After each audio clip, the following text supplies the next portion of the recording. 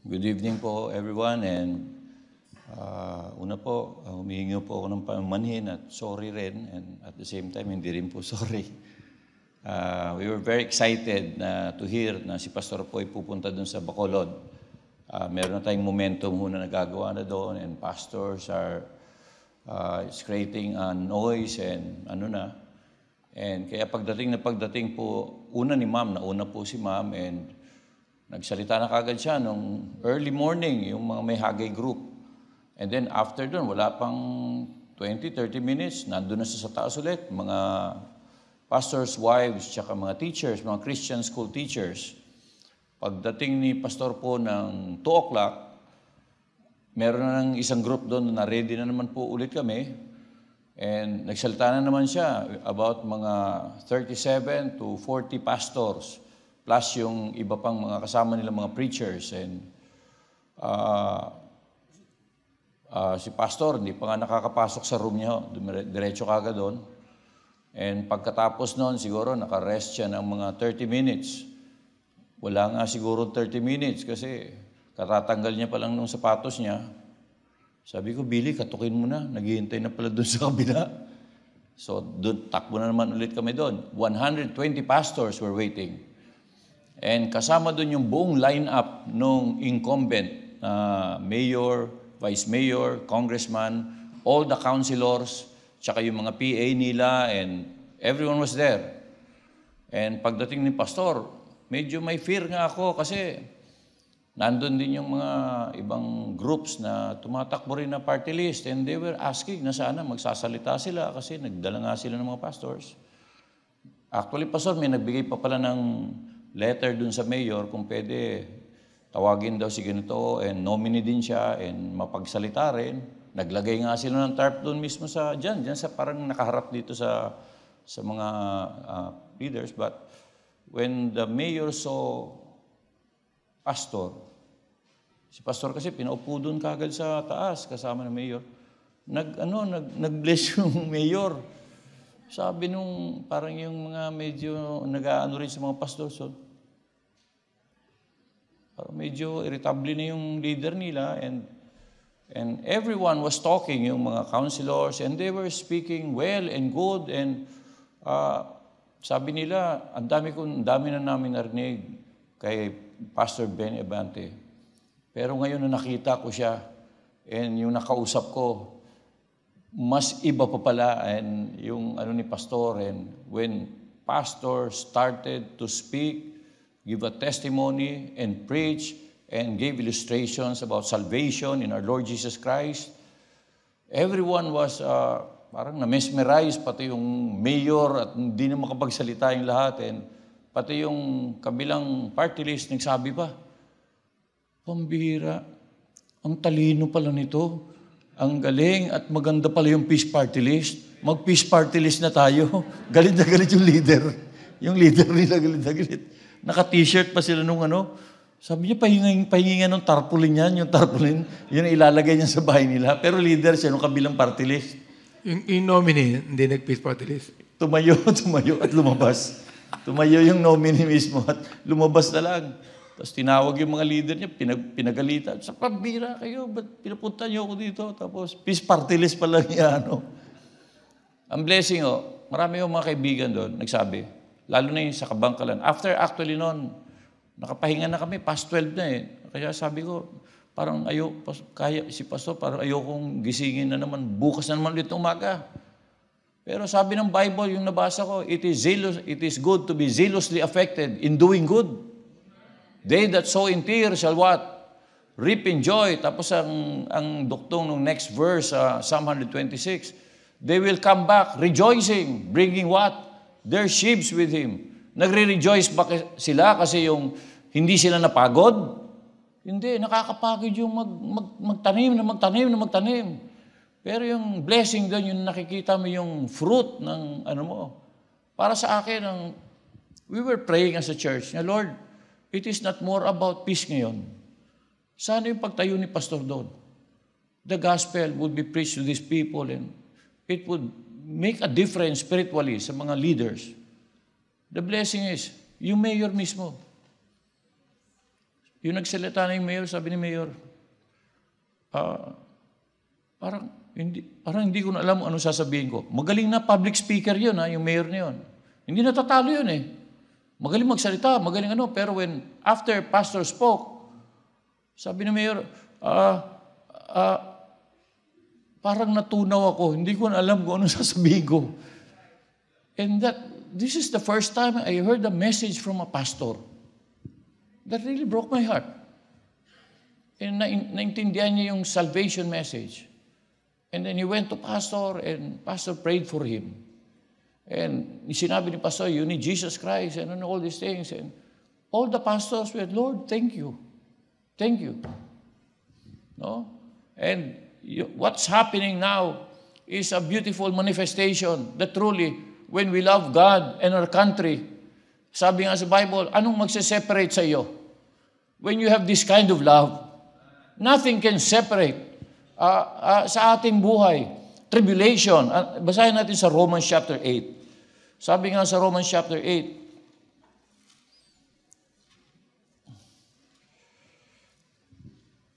Romans chapter 8, verse number, kunin ko na lang yung kodigo ko. Meron sana akong pero ito na yung ko. Romans chapter 8, verse 37. The Bible says, nay, in all these things, hindi sinana ito, yung nay.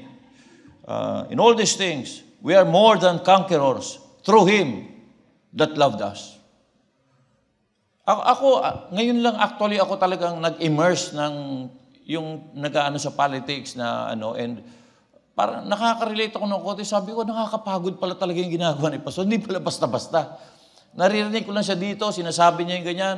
Pero yung ikaw na yung nandun, sabi ko, Lord, patuwarin mo ako. Pastor is already 70 years old. Pero on the go pa rin, more than conqueror pa rin yung kanyang buhay. Because of his love for God and country. Lord, parang nahiya ako sa sarili ko. But paano natutuloy yung gawain and at the same time nag-i-involve siya sa ganito mga gawain? You know why? How he does it? Because of that love of God na nagko-constrain sa kanya, nag-i-empower sa kanya, and he becomes more than a conqueror. And so, Lord, pwede mo ba ako i-bless ng ganitong heart that truly masasabi ko, I am more than a conqueror because of that kind of love? And going to the Bible, una, sa 1 Corinthians chapter 3, verse 11. Kasi yung aga-aga pa namin, nandun pa rin si pastor. Pagdating namin, readiness pastor. And then, we were there sa Kabangkalan. And there were more than 80 pastors there. At may nagdatingan. Actually, dumating na 90, may mga 5 na late. And nagsalita si ma'am. Si ma'am din, morning, hapon, pati gabi.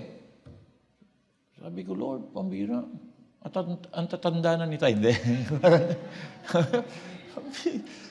Si pastor, hindi na nakapag-walking. Pero tuloy pa rin. Ang blessing, pagdating pa doon sa venue, naghihintay yung mga pastor, sabi ni Billy, Pastor, adlib muna. Hindi, si ma'am na lang pagsalitain natin. Bakit si pastor? Nandun pa nag-aano pa sa radio ministry. Nagre-radio ministry pa. Pambira mo. Nandun pa sa sakya, nagre-radio, ano pa rin. And then sabi ko, pati yung mga pastors, grabe si pastor, no? Doon pa pala kayo galing. Kasi inaano rin nila, sinisubaybayan din nila sa Facebook, yung fan page. Yung nag-create kami ng fan page doon, tsaka yung fan page natin dito. And lo and behold, yung mga pastors are well knowledgeable kung ano nangyayari sa Peace Party List. And sabi niya, galing pala kayo doon, pastor. Tapos galing pala kayo sa ganito. Kailan nangyari to? Actually, Brad, sabay-sabay nangyari yan. Isang araw nangyari yan. No, hindi yan yung last week yan, o no, hindi. Ba't may La Union pa dito? Brad, tuloy-tuloy yan, walang patid yan si pastor. Galing pa ng Ilocos yan. Ano to, parang Itbulaga. Luzon, buong bansa, peace tayo. Buong bansa to. And all the pastors, ang blessings, all the pastors are acting as one to support Peace Party List. Nag-ano na sila.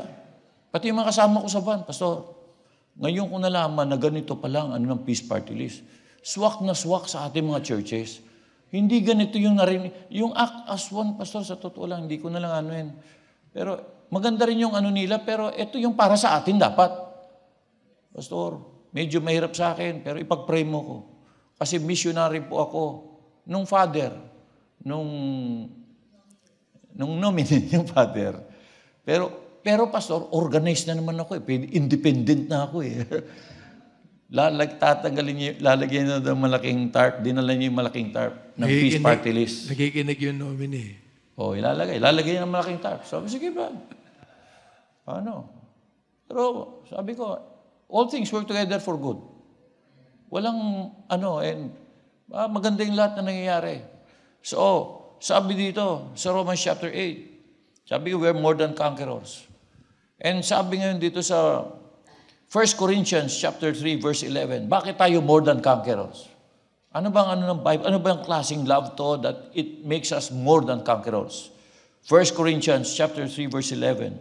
For other foundation can no man lay than that is laid, which is what? Jesus Christ. Because of our outlook and perspective in life, we live a life that is more than conquerors. Bakit nandito kayo ngayon? Ba't wala kayo nga naman sa bahay? Kasi yun din ang sinasabi ko sa amin. Meron din kami members na ano. Pero sinasabi ko, ba't kayo nandito? Yung iba wala. Kasi kayo more than conquerors. Iba yung perspective nyo sa buhay. Nandito kayo kasi ang foundation nyo, ng buhay nyo, si Jesus Christ. At siniseryoso nyo yung pagiging foundation ni Kristo sa buhay nyo. Kaya iba yung paningin nyo, yung perspective nyo sa buhay. Parang yung tao, tatawid ng ilog, hirap na hirap, pero doon nakakita ng, pagdating sa ilog, sabi niya, pambira, ang lalaki ng mga bato dito, parang baka madulas, baka ma-slide tayo kung tatawid tayo sa mga batong ito. Yun, Pilipino. Pero yung incheck, pagtawid ng incheck, uy, ang daming bato. Magtayo tayo dito ng quarry, gawin nating sand and gravel. Yung incheck, iba yung perspective ng incheck sa paningin sa buhay. Dapat ganun tayo. Yung incheck, siyempre, business ka agad and everything is ganun-ganun. Dahil yung mga Kristiyano, sabi ko, mahirap itong ginagawa natin. Pero yung sinare ko sa members, mag-umpisa tayo ng Romans 10:1. Let's be involved. We will spend. Huwag na tayo maghintay dun sa ano. And because, sabi ko, we're sending a missionary to Congress. And blessing, yung mga members na excited. Hanggang, sabi niya, Pastor, mag-schedule kami, yung mga men, mga nanay, pupunta dito, maggagawa ng yung tarp, lalagyan ng mga kawayan, and parang fellowship nila, hanggang umaga, 2 o'clock na umaga, Pastor, gabi tayo magkabit ng mga ano. Sabi ko sa yung mga nanay, schedule po namin yun, mga adults. O yun, 4 silang sasakyan, wala. Tawanan, kabit ng mga ano, at pagka inano mga polis, ano yan? Kay Congressman Abante po ito. Sige, okay lang. Okay. Sorry po kung ginagamit yung pangalan niyo lagi. Kabit. And then, tas magkano sila, yung Arroz Caldo Fellowship sa church, alas 2. And they sacrifice. And, punta tayo dun sa may asyenda, Pastor, gusto ng isang, dun tayo. Sige, Sunday morning service, dun manananghalian sa church. Tapos, takbo dun sa kung saan hacienda yun. Kasama yung mga members, punta kami doon. May program, may games, may kakanta, may special number. Iipunin yung mga, last time we had 100 families represented na inipon ng isang purok president. Pagkatapos kumanta, magpipreach ako ng evangelistic message and mag-invitation. Pagkatapos doon, explain ko bakit namin ginagawa ang peace parties because po sa narinig niyong message. Yun ang gusto naming dalin sa Congress. So, explain. And then, kami, may games kami, raffle, konting raffle dyan, tuntua yung mga tao. And, the more na nag-i-immerse kami sa mga ganito, nare-realize namin, talagang, ito ministry na to, hindi to politika. At nagiging excited yung mga members. Ba't sila nai-involve? Because, na-realize nila, ng perspective nila, ang foundation natin si Kristo at ang kanyang pagmamahal. Kaya ginagawa natin to. Hindi dahil kay pastor. Ginagawa natin to dahil sa pagpamahal ni Panginoong Jesucristo na gusto nating i-share din sa iba. So, naiiba yung nila, na-excited sila. Nag-print sila ng sarili ng t-shirt. And Sabi ko, ito, tingnan, alam niyo ba kung ilan na yung nagasto na natin sa church natin? Yung ganyan, inaano namin, inaano rin namin sa church.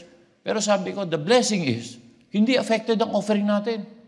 Nag-increase yung offering natin, mas naging excited kayo sa gawain, and nangahawa tayo ng ibang churches at nai-involve na sila. May mga 12 pastors na from different places who are committed na maging leaders. At they're spending also sa kanilang mga gawain. And they're nag-organize din sila ng groups and been going and going and going to different places. Nagiging iba yung paningin nila. Hindi na to politika. This is for love of God and country. Nasa perspective mo lang nga naman yan eh. Di ba? That's why you become more than a conqueror. Number 2, because we face life with proven principles. Bakit pa tayo nagiging more than conqueror? Kasi may mga prinsipyo na inano natin. 1 Samuel. Tingnan nyo sa 1 Samuel, chapter 17, verse 39. 1 Samuel, chapter 17, verse 39.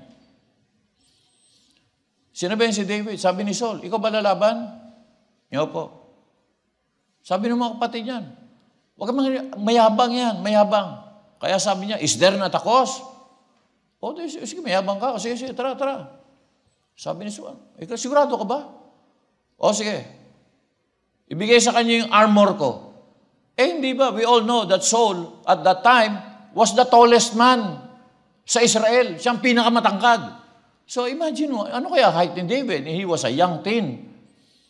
So, sinuot sa kanya yung armor. Sabi sa Bible, pagsuot sa kanya ng armor, sa verse number 39, and David girded his sword upon his armor. Actually, hindi sa kanyang sword yon. It was the sword of Saul. Sabi doon, and he essayed to go. Sinubukan niya maglakad. Papunta kay Goliath. Ni-road test niya. Nag-road test siya nung armor.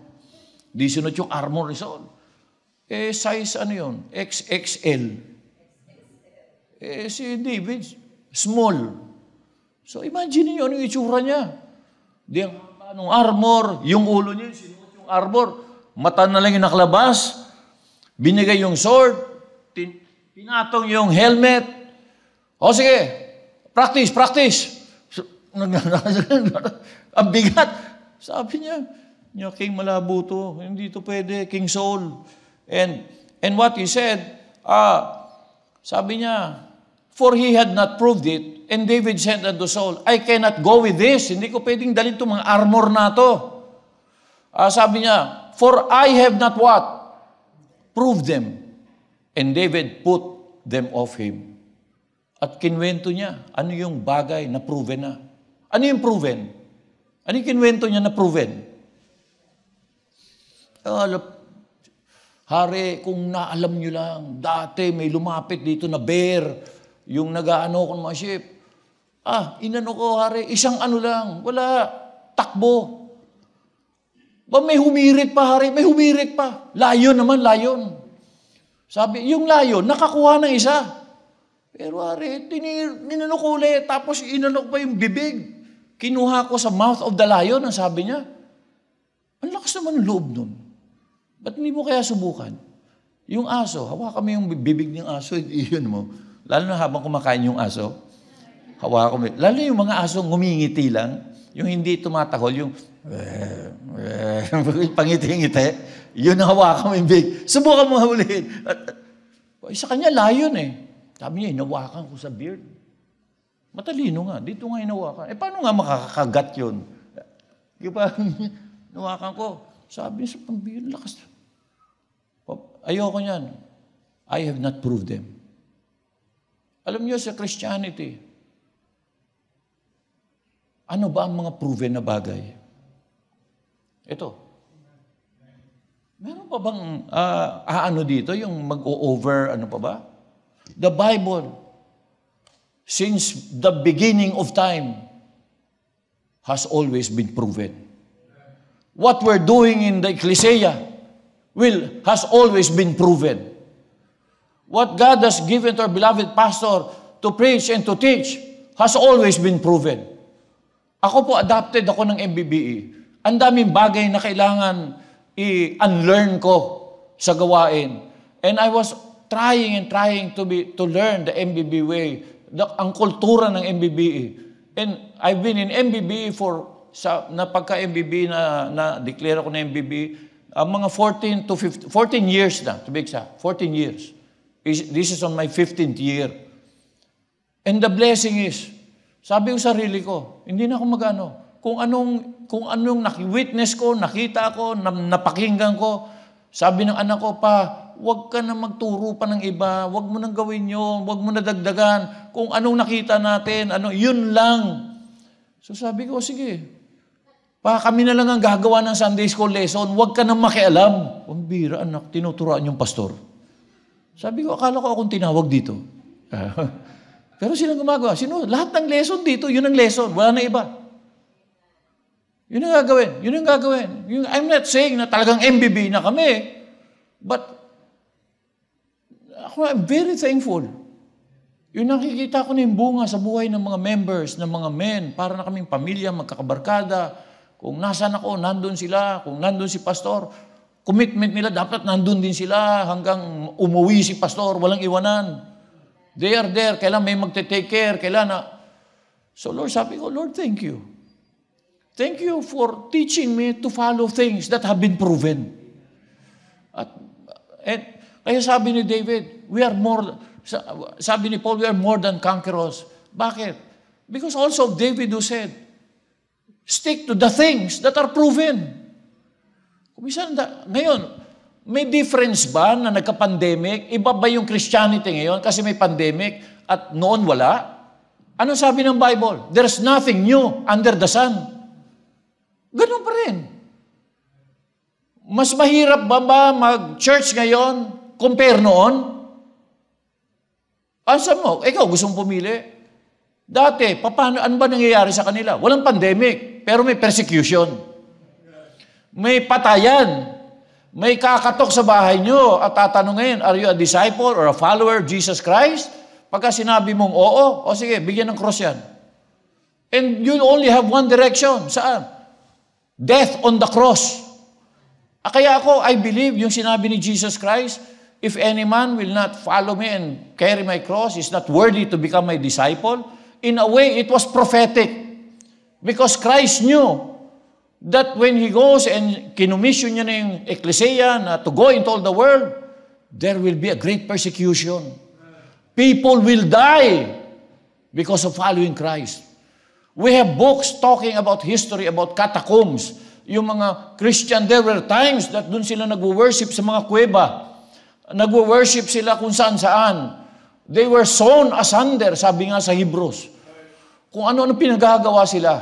We have books na nagsasabi that nilagay sila sa Bloody Mary, yung parang tomb na may mga matatalim na ilalagay ka sa loob, isasarado ka, and you will bleed to death because of their faith in our Lord Jesus Christ. Pero napigil ba ang Christianity? Wala. Bakit? Nakaupo na tayo ngayon sa mga komportable mga upuan. Naka-aircon.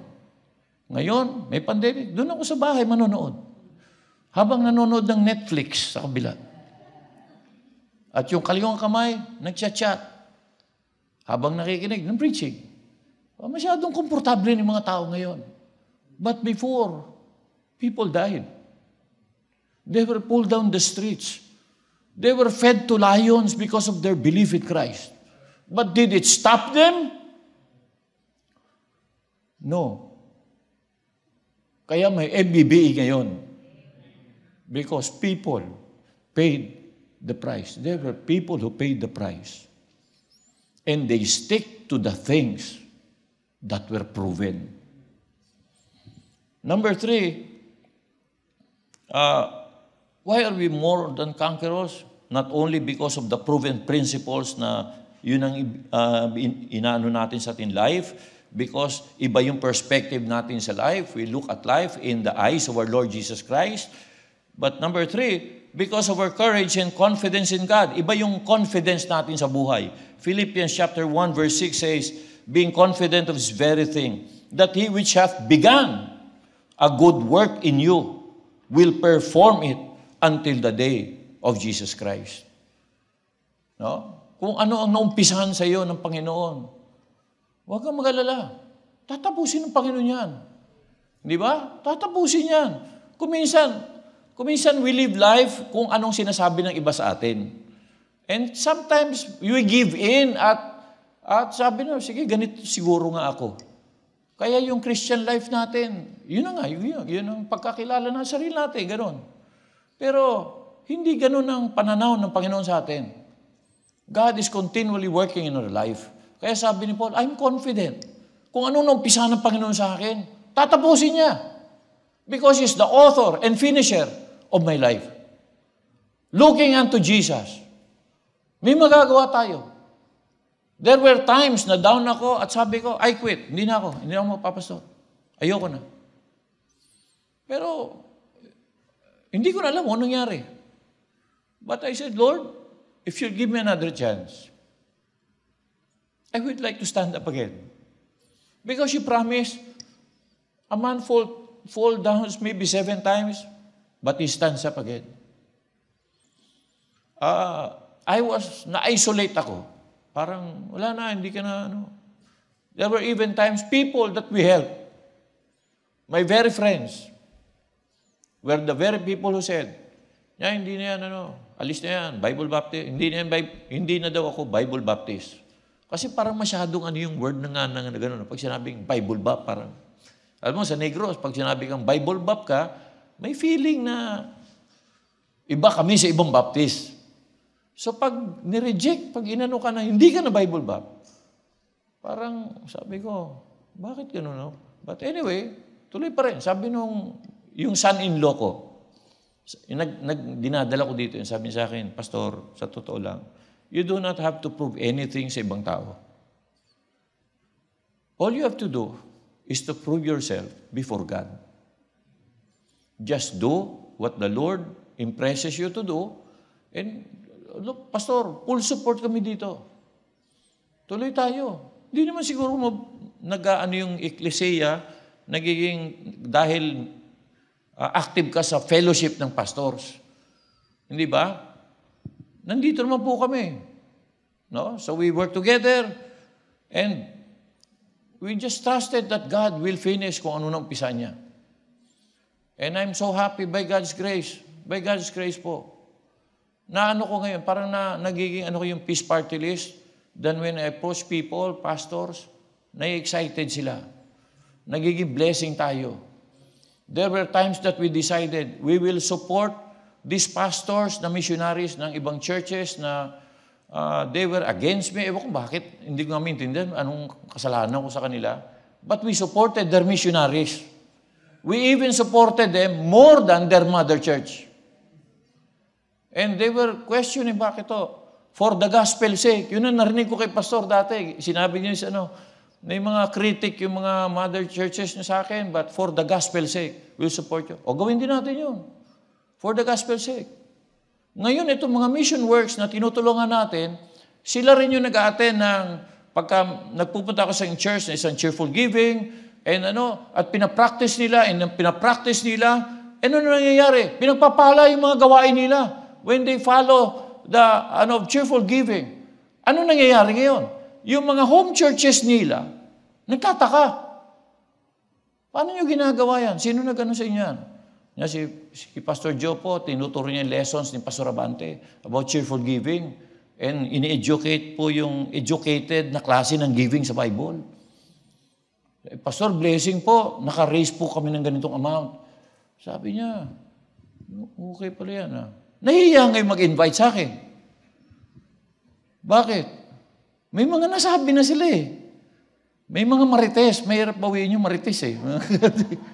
Pero sabi ko, Brad, walang problema.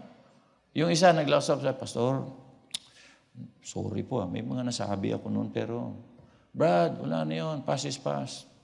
Pastor, pwede ba po mag-preach kayo sa aming church about cheerful giving? Sabi ko, sige. Kailan? Sa ganitong, Brad, alanganin ako eh. Busy, Brad eh. Busy. Busy, Brad. Medyo next time na lang. So medyo party-arte rin ng konti. Makabawi. Pinapakiramdam ko, ito, nag-i-invite. Sabi ko, Brad, tanda mo, ang cheerful giving, hindi tinuturo para mabayaran mo yung mga utang mo. Hindi tinuturo ang cheerful giving kasi kumuha ka ng SUV kasi nai-insecure ka sa iba at ngayon, hirap na hirap ka magbayad. Brad, hindi gagamitin ng SUV para mag-raise funds kasi hindi raising funds to. Worship to, Brad, worship. Kultura to na ginagawa sa Eklesiya. Hindi dahil medyo nahihiya kang, hihilahin na yung sasakyan mo. Yung prangkahan din, para makabawi rin. Para medyo may konting, hindi maganda yung mabawi. Pero kuminsan mabawi rin talaga. Pero hindi, dahan-dahan, and I'm just so thankful. Nag-iiba yung confidence mo when you trust God. Na God will work.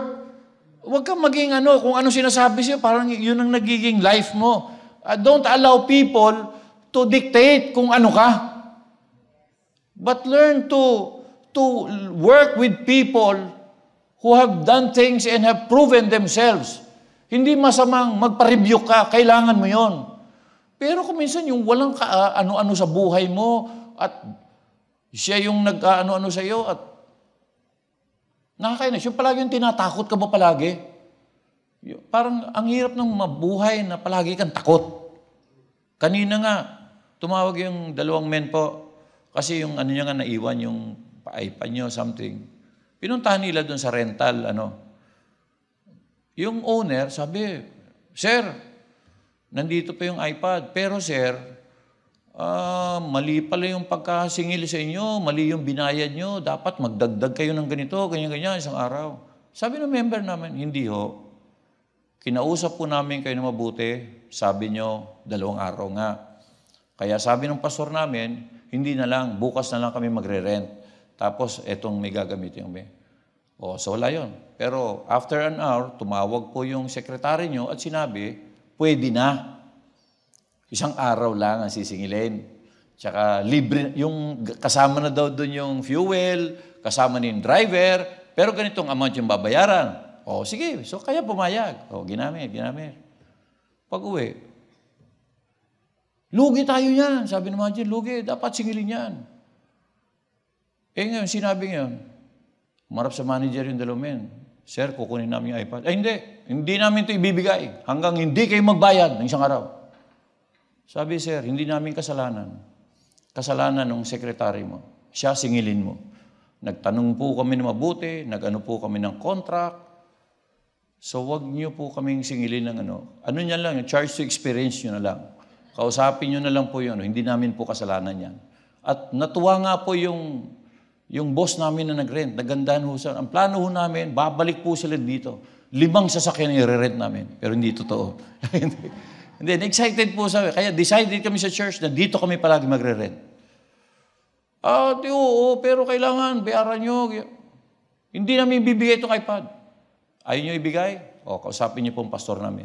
So, tumawag sa akin. Pastor, ayaw daw ibigay ka. Sabi ko, ibigay mo yung phone, kausapin ko. Ba't ayaw bigay? Kasi hindi namin kasalanan yan. Kasalanan yan ng mo. Dapat alagaan mong customer mo. Kasi maayos kami yung bayad. Hindi kami nang loloko. Hindi ko ibibigay. Ayaw mo ibigay? Sige. Sa'yo na lang yan. Alam mo, mahal yan. Pero sa'yo na lang yan. Mas mahal pa yan kung pagbibili mo kaysa value ng hinihingi mo sa akin. Pero tanda mo ito. Ang may-ari niyan, ang maniningil sa iyo. Tatawagan ka bukas at magpapadala siya ng tao dito bukas. Sisingilin ka. Sino yun? Si Congresswoman Abante. Congresswoman ba? Hindi lang Congresswoman pa yan. Speaker of the House, ni Deputy Speaker, Benny Abante. Tingnan niyo sa Facebook para malaman mo kung sino yung may-ari niyan. Ibibigay ko na lang po. Sige, siya na lang. Hindi, sa iyo na lang yan. Sabi ko, siya na lang yan. Bira ka. Hindi mo inaalaga ng customer mo. Dahil dyan, tatakutin mo pa kami. Matagal na kaming takot. Sa'yo na lang yan. Sasabihin ko na lang kay boss na siya ang sisingil sa'yo. Ay, wag na po, sorry po. Ibibigay ko na po, inibigay ko. Binigay niya. Pagbigay niya, sabi, anong nangyari? Binigay niyo po sa amin, tapos tinawag niya yung kanyang, yung driver, kawawa yung driver, yung dalawang sekretary. Kayo, ang tatangan niyo talaga, pinagbabatukan. Kaya lugi palagi yung negosyo natin, kasi mali-mali yung instruction niyo. Sabi ko, kawawa naman. Ibigay mo rin yung telepono. Sir, huwag mo naman ganyanin yung empleyado mo. Nagkamali lang nga, binatukan pa ng binatukan. Sige, magdadagdag na lang ako dyan. Hintayin mo lang ako sa March 3. Mag-share na lang ako sa kalugihan mo. Hindi kami mga tanda mo yan, mga metropolitan kami na church. At si Congressman Abante, hindi ganyan. Sabi ko dun sa mga yung dalawang men, sabihan mo, peace party list tayo. Maglalagay tayo ng tarp sa kanyang opisina sa labas. Huwag natin awayin. Peace tayo. Pero, kay congressman yan, yari ka. Sabi, diba, yung iba yung feel, ewan ko lang, sorry, kasalanan siguro. Yung medyo may congressman kang kilala, parang may authority na dating ba? May feeling. Pero kapatid, yung authority natin sa totoo lang is more than our beloved congressman. Ang authority natin is our Creator, the Lord of Lords. Bakit nga tayo takot? Bakit nga tayo, hindi ba? Kaya dapat ang confidence level natin sa mga ginagawa natin, ng mga proven na mga bagay. Puso dapat. And lastly, not only because of our courage and confidence in God, but look at Malachi chapter 3. Verse 10, hindi verse 10. Ang mga Baptist, Malachi chapter 3, verse 10 na naman yan.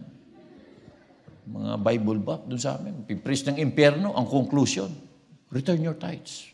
Ano connection ng impyerno sa return your tithes? Ibig sabihin nun, napuputulan na ng kuryente. Kailangan mapuputol na yung kuryente. Kung ano pinagpipreach, impyerno, conclusion, return your tithes. Number 4, lastly, Malachi 3:16. Hindi lang verse 10 ang Malachi chapter 3. Sabi dito, then they that fear the Lord. Sino yun? Tayo yun. Di ba? But they that fear the Lord spake often one to another. And the Lord hearkened and heard it. And a book of what? Anong book ang ginawa? A book of remembrance was written before him. For them that, that feared the Lord and that thought upon His name. In vain ba ang ginagawa natin? Kahit yung peace party list, in vain ba to? Yung ating mahal na pastor, sa totoo lang, ako, nagpapa-ano lang ako dito, pero pagod na rin ako. Kailan nahiya ako sa kanya? Kailan dapat mukhang mas malakas ako tingnan? 60 years old pa na ako sa 70. Pero nagtaka ako, nandito pa siya. Akala ko hindi niya ma-attend. And talagang pagod.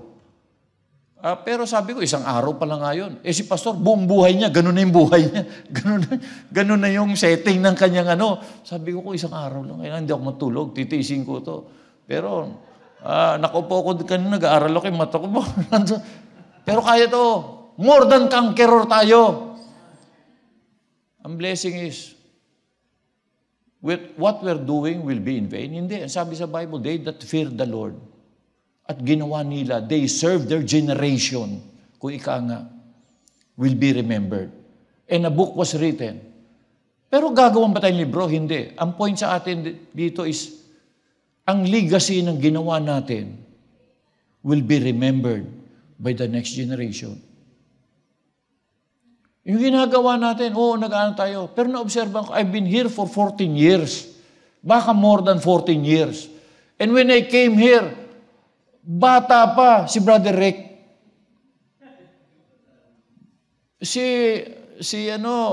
Yung ibang mga men dito, si Julius, parang young people pa talaga noon. Parang ang babata pa nung mga kasama dito and very excited. Pero ngayon, after 14 to 15 years when I come here, Parang naobserbahan ko, ang tatanda na natin. Parang dumadating na ba tayo? Parang, kumbaga yung nagtatandaan na nga, di ba? And ang dami ng young people, young men na hindi ko nakilala. Pero mas refined pa sila, mas excited pa sila. Nagiging in vain ba yung ginawa noon? I'm thinking parang mas mahirap yung MBBA yung nag-uumpisa na talagang mas nakakapagod, mas si pastor, very talagang. Pero dumatanting ngayon sa panahon na medyo mas komportable ng konti. Compare noon. Hindi ba? Ako, saying, sa 14 years ko dito, ang iba sa inyo dito, since birth, nandito ka na. And you have gone all these things. Pero, pag tumingin ka looking back, naging vain ba ang ginawa mo? At nakikita mo yung mga anak mo ngayon, kung ano nangyayari sa kanila?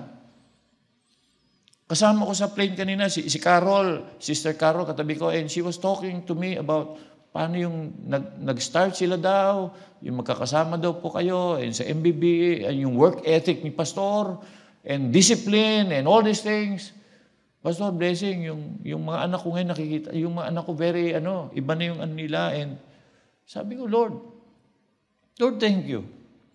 Medyo nakaka-relate ako sa kanya, kasi nakikita ko sa mga anak ko ngayon, na hindi in vain, na tayo nag-serve sa Panginoon. Mas nakikita mo yung pagpapala ng Panginoon sa mga anak mo, na mas binibless sila, mas nagiging excited sila sa gawain. And what a joy! Mababayaran ba yon? Hindi. Kaya sabi nga sa Malaki 3:16, tandaan nyo, it's like a book that is being written of those people who fear the Lord. Bakit ba nagsusulat ng libro? Anong purpose? Para may magbabasa na next generation. The next generation. Kaya sabi sa Bible, ano bang kinakatakot natin? Because of that love of Christ, we are more than conquerors. Our legacy, our confidence, ang ang perspective natin sa buhay, ang courage natin and we should be more than conquerors. Let's pray. Most gracious Heavenly Father, thank you again, Lord God, for your word and for what you have said that because of that love, your love for us, Lord God, we are more than conquerors. Help us, Lord God, to be truly committed to those verses that you said, that we should live life more than a conqueror. This I beg you and ask, Lord God, in Christ's most precious name. Amen. Amen.